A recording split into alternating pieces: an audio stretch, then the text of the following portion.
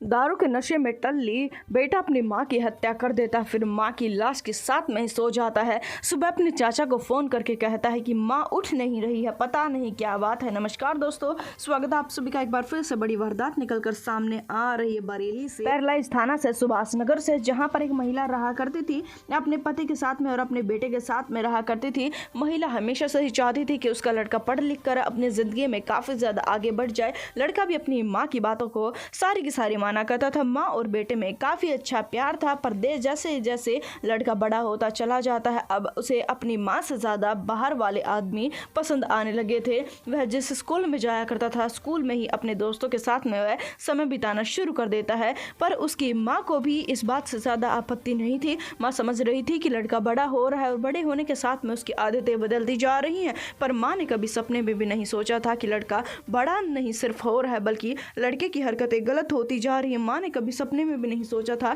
कि उसका बेटा नशे का आदी हो जाएगा, नशे की लत में पड़ जाएगा। देखते ही देखते उसका लड़का एक ऐसी गैंग में शामिल हो जाता है, एक ऐसे बच्चों के ग्रुप में शामिल हो जाता है जो कि नशे का काफ़ी ज़्यादा सेवन करते थे। अब उसका लड़का कॉलेज में उसका एडमिशन करा दिया था, कॉलेज में जाने लगा था, पर अक्सर ही क्लास से गायब रहा करता था। एक दिन माँ को पता लग जाता है कि लड़का कॉलेज में लगातार नहीं जा रहा, जिसके चलते माँ को गुस्सा आ जाता है, अपने बेटे से हिसाब मांगने लगती है। तो बेटा अपनी माँ के साथ में मारपीट करने लगता है। उस दिन दोनों के बीच में काफी ज्यादा भयंकर लड़ाई हो जाती है, जिसके चलते लड़का अपनी माँ के पास में आता है और माँ को जान से मारने की धमकियां देना शुरू कर देता है। लड़के ने आज भी शराब का सेवन कर रखा था, नशे में वह टल्ली था। माँ अपने बेटे से कहती है कि मैं तुम्हारे ऐसे गीदड़ भभके से डरती नहीं हूँ, तुम मुझे मार दोगे, इस बात से मुझे कोई भय नहीं है। जिसके चलते बेटा अपनी माँ के पास में आता है। उसे काफी ज्यादा गुस्सा आया हुआ था। माँ हर चीज पर रोक टोक करती थी, माँ अपने हिसाब से उसे अपनी जिंदगी नहीं जीने दे रही थी। इसी बात के चलते वह अपनी माँ के पास में आकर बेरहमी से उसकी हत्या कर देता है।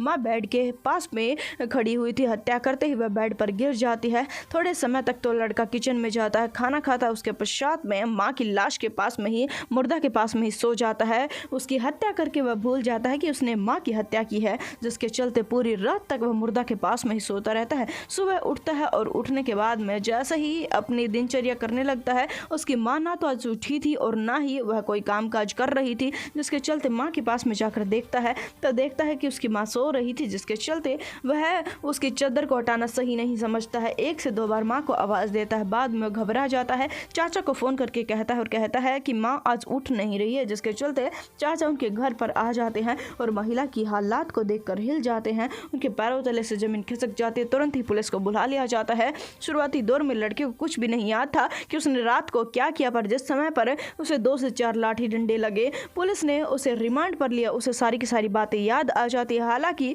अब लड़के को गिरफ्तार कर लिया। इस वारदात को जितना उसके उतना शेयर कर दे, चैनल को सब्सक्राइब कर दे। हम आपसे मिलेंगे एक बार फिर से। धन्यवाद।